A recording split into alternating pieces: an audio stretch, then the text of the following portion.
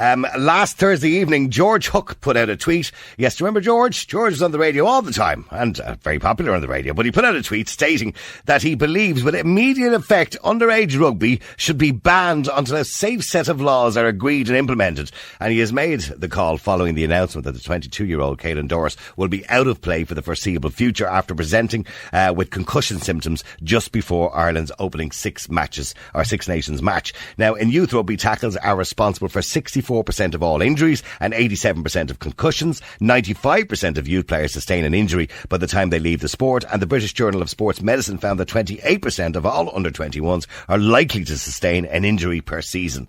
Now, of course, among children under the age of 16, amongst children, almost 16% of primary school children in 5th and 6th class play rugby regularly. At secondary school age, just under 10% of students play it. And the Chief Medical Officer of Rugby World, Martin Rafferty, said in 2018 the most effective, although extreme, method of preventing concussion would be to eliminate the exposure by removing tackling from the game. But then it wouldn't be a game anymore, George, would it? Well, I'm astonished by your grasp of all the facts. But let's look at this, and particularly my call. The game at the moment is stopped anyway, so it's not going to start again until September for schoolboys. Mm-hmm. So by next September, we could have a safe game. Now, you may well say, how can you do that? Well, the first thing is they've been talking forever about changes in the rules or the tackle law or whatever. It'll take years because you've got to get France to agree to it, the Scots and the Australians to agree with New Zealanders and so on. But underage rugby can arbitrarily make a decision about the game they play. New Zealand famously did this when they had a rash of catastrophic injuries in the scrum, and they changed the scrum laws. Interestingly brought about by pressure from women and mothers. It changed the scrum laws. Those scrum laws are now used all over the world, called the under-19 variation. Mm-hmm. So in September, we could have a different game. That's point one. Right, okay. Now, point two is that the medical evidence is incontrovertible and worrying. Fact one is that if you get a traumatic brain injury, i.e. concussion, at 14, it'll still be there at 24, 44. It doesn't go away, of course. And it'll be there until you die. And then they open up your brain in an autopsy and they look at it. Why do they have to open up your brain? Medical fact 2 is because MRI scans or X-rays can't find it. Medical fact 3, women are 25% more likely to suffer traumatic brain injury than men. So therefore, why is the women's game an absolute replica of the men's game? Should we not be looking at that? Fourthly, all these kids in school have what is called a pediatric brain. In other words, the brain is developing and therefore more susceptible to injury. Could we not argue, George, that many sports, including hurling, including boxing, I suppose, particularly as well, many sports carry a risk, and people will argue with you and say, well, George, that's just the risk of playing a game which is a full contact game. And that parents being responsible for children should know that, and adults who start to play over the age of 18 should be well aware of that unless they're silly. I think that's a tremendous point. So the World Heavyweight Championship takes place, hypothetically, in Las Vegas on Saturday night. How many rounds do they box? 15. Do you know any schoolboy boxing anywhere in the world where they box for 15 rounds? Underage boxing is different from professional boxing. Underage rugby is not different from professional rugby. Point 2 is, if you get knocked out in boxing, you don't box for a month. If you get knocked out in rugby, as we have seen, literally, as we have seen in the last week, you can be back within 7 days. And the great medic, Dr. Barry O'Driscoll, who resigned from World Rugby because of their attitude towards traumatic brain injury, says There is no scientific basis for this famous head injury assessment. You cannot in 15 minutes tell whether a player is concussed or not. So are you telling me, as a parent listening today, and I have little Johnny or Mary, who's 13 years of age, or they've started in a new school, and it's a rugby school, and they want him on the team, or they want her on the team, what advice would you give to the parents under the current guidelines and rules? What advice would you give them? I faced this challenge. I have 3 schoolboy grandsons, all rugby players. I encouraged them, I coached them, I helped them. I try and teach them as much safety as I can. It would be utterly wrong for me to impose my views on my grandchildren. What I am saying, and this is the most crucial thing, is not ban the game, is not stop rugby for schools. Rugby for schoolboys remains, in my view, the greatest sport a schoolboy can play. It is make it safer. And you could do it in a week. The Schools Association of Ireland could meet on Friday night. They could have a new set of rules by Monday morning, and we're off and running. Why? When I play... Well, then what in your mind, what is the resistance to doing that? If indeed what you're saying, and the schools association could meet tomorrow, change the rules to make it safer for young people to play rugby, what do you believe the resistance to doing that is? Is it because those young people want to play the same game that they see their heroes playing on the pitch every weekend? Is that what they want? Well, first of all, the kids don't make the decision. Somebody else makes the decision. Well, the coaches and trainers, yeah. Owen Doyle, as recently as this morning's Irish Times, makes another impassioned plea for safety in the underage games. And one way, if you go to Donnybrook or the Mardyke or the Sports Ground in Galway for underage rugby, senior or junior cup, you see young men beating 7 bells out of each other. Here's the difference. Why was there not concussion in the amateur game, and why is there concussion in the professional game? The first reason is that there are probably 3 to 4 times more tackles, and every one of those tackles is a head-on tackle. In the amateur game, a head-on tackle was almost unknown. Why? Because people ran at the space and they were tackled from the side. Now there's no space, because the space is full of people all standing across the pitch in a line, waiting for another 20-stone JCB to come heading at the next 20-stone JCB and crash into each other. I mean, let's listen to the commentary. More physicality, crash, clear him out, collision. If Trump used phrases like that, he would have been impeached. Well, by the way, speaking of Donald Trump, actually, I don't want to talk about Donald Trump. Let's not go down that road. Okay, we'll move on from the rugby just for the moment, because now that I have you on the air. By the way, it's your birthday in 2 months' time, isn't it? 80 years of age, George. A bit of a turning point, isn't it? You must be due the vaccine. I shouldn't be thinking about rugby at 80 years. No, you probably shouldn't. I mean, happy birthday, by the way, because I won't get to say happy birthday to you at the time. But, I mean, you should be due the vaccine very shortly, I suppose. You're in that category soon. I mean, in relation to COVID-19... Sorry, stop. What vaccine?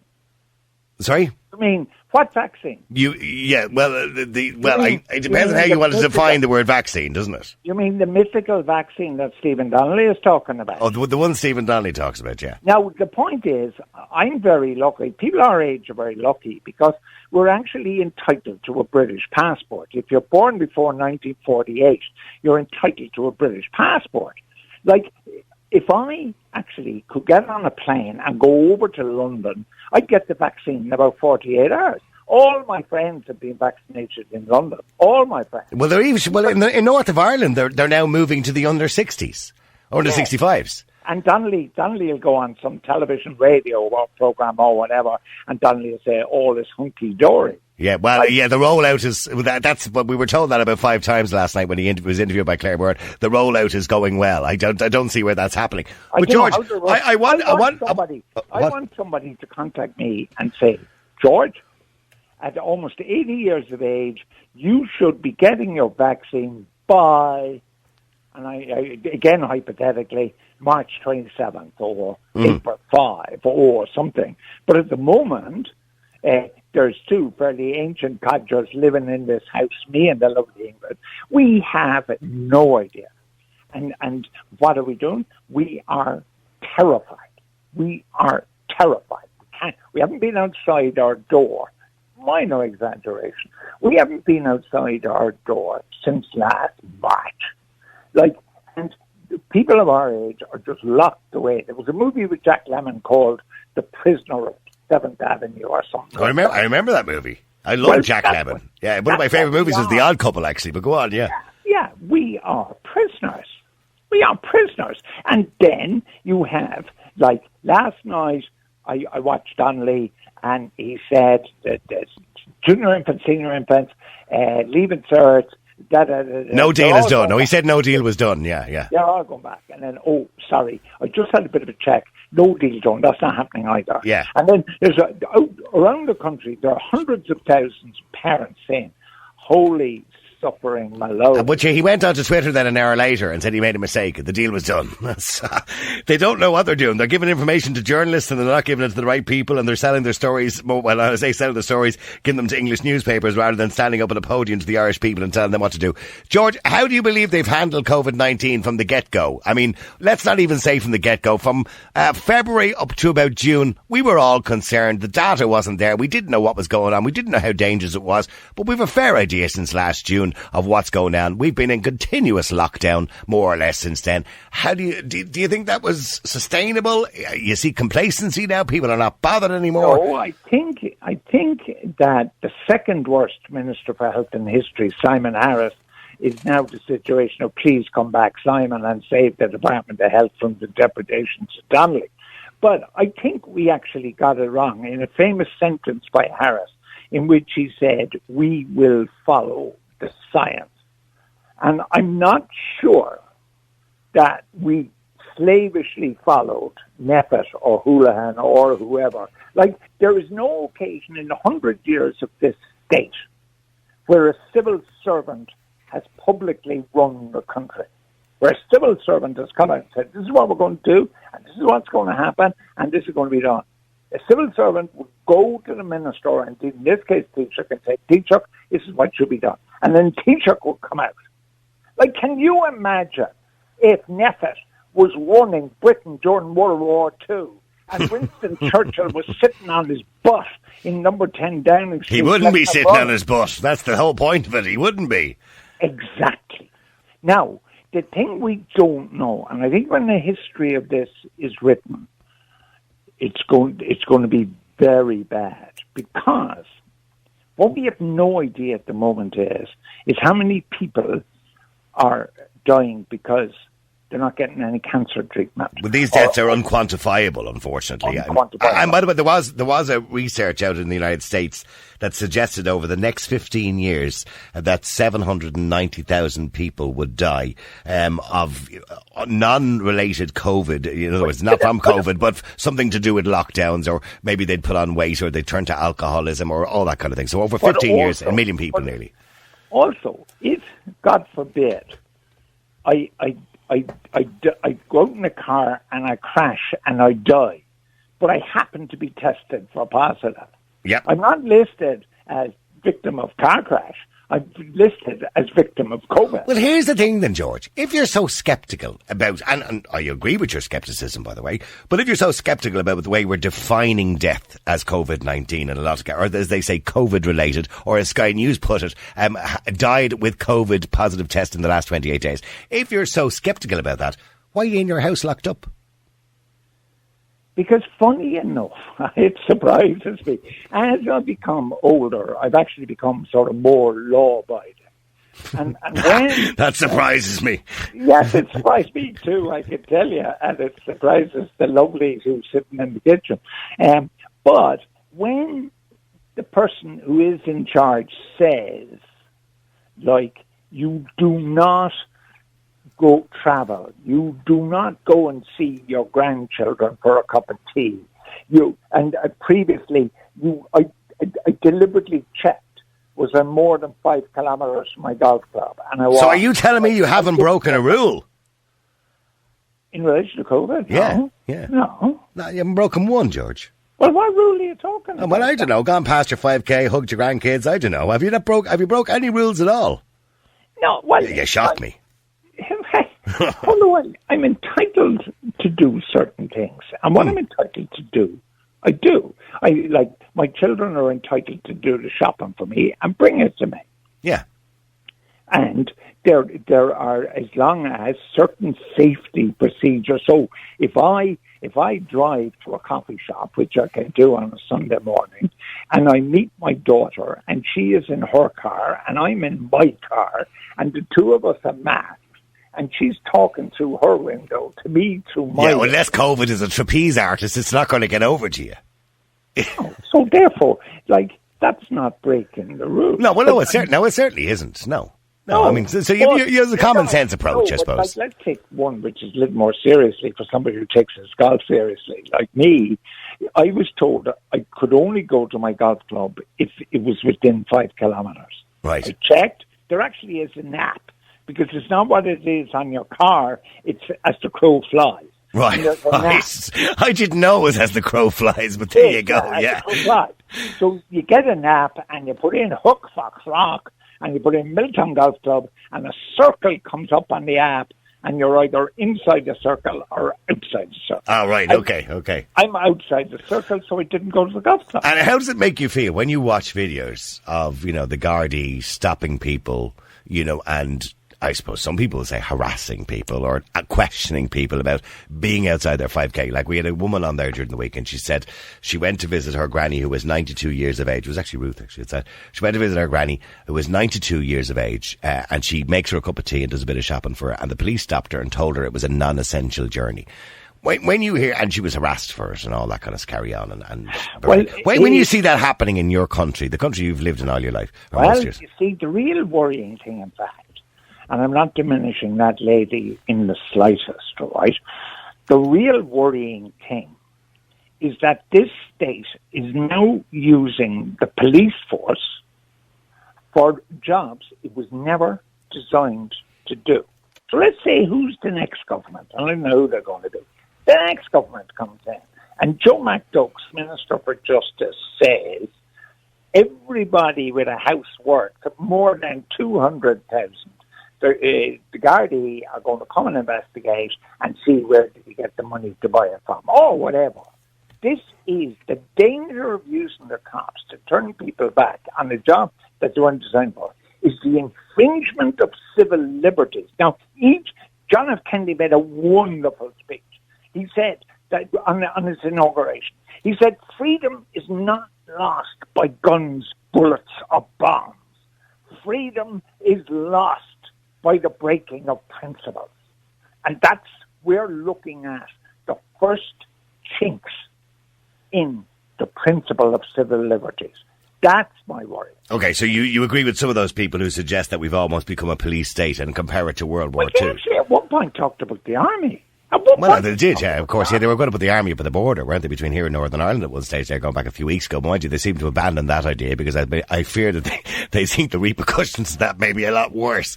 I mean, there was a story that obviously the two doctors had found the dog over the 2 weeks ago, which could have put a smile on people's faces, only to be found out at the weekend. The Gardaí are now investigating the couple who found the dog because they were outside their 5K and some miserable old sod reported them. How does it make you feel when you see Irish people turning on each other and curtain twitching and snitching? You shouldn't have made this phone call this morning. I mean, there's no doubt you should not have called me, because you actually sort of, the volcano then started to erupt. Are you erupting now, are you, George? Yeah, go on, erupt away. Well, this is taking it to a bit of an extreme. By the way, did you know the guards are investigating that poor couple who found the dog? I did, I heard that. Here's the point. And the people now listening will say, your man Hook is off his trolley. It's all right. You can't be removed from the radio again. You can only be removed once. Only once, yeah. In Germany, right? Yeah. People were afraid because your next door neighbour reported you for listening to the BBC or whatever it was. And then what happened was, of course, people who didn't like Joe reported Joe for some non-important offence. The get their own back on them.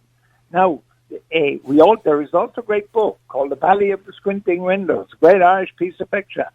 If we get to the point that we're already there, where we are saying to Irish people, it is okay to snitch on your neighbour. Did you, I'm 80 years of age. Yeah. I was born 6 months before Pearl Harbor. I have never, in my entire life, thought that would be the Ireland I live in. I never thought that. And now that's the Ireland we live in. Do you think tomorrow, if COVID goes away tomorrow, do you think that snitchers are suddenly going to undergo some sort of lobotomy to have the snitch gland removed? Yeah. I agree with you. I think what's happened now is people have been socially conditioned to a certain way of thinking, and it's very hard to undo that, just like you mentioned the Garda Síochána and the power, or some people call it the abuse of power. I mean, it's very hard to withdraw power once you give it to somebody. Correct. And I don't know where we're going to go. So, George, just very quickly, because I've run out of time now, and it's been very interesting talking to you, by the way, and lovely to hear your voice again, by the way, George. Well, you have my number. You can ring me up any time and talk about Netflix, of which I'm an expert. We might take you up on that offer, but in the meantime, give me a quick prediction. I mean, you're always good at predictions. Mind you, you didn't predict some things, but you're always good at predictions. When do you think I'll be jetting off on my holidays to Florida, and I'll be driving around Ireland carefree, and I'll be able to shake hands and hug my own son, which I did yesterday in public? I hugged him, and while I was hugging him, I was looking around to make sure nobody saw me. So when do you think we'll be able to do that without a worry? 2022. Oh, Jesus, George. Well, you asked me. I know I asked you. Just because you don't like the answer, it can't come out to me. Have you planned your birthday yet? Have you got a plan? It's a big one, George. It's 80, you know what I mean? Under normal circumstances, we'd have you off in some swanky restaurant with a load of people around, but what are we going to do? I'd say it'll be the same as the last 387 days. The lovely Ingrid will just have to make you a nice cake. That's unlikely, but she will, because she is an astonishingly good cook. She will make me undoubtedly a very good dinner. Okay, somebody just sent you in a message here just before I go into the break. Hold on, I just played this. I have no idea what it's about. Niall, George Hook is a hero of mine. I've been listening to him in my truck since I got my first truck licence. Literally the day News Talk came on the air. We'll tell him thanks for all the happy memories, and I wish him and the lovely Ingrid, as he likes to call her, the best of luck in the future.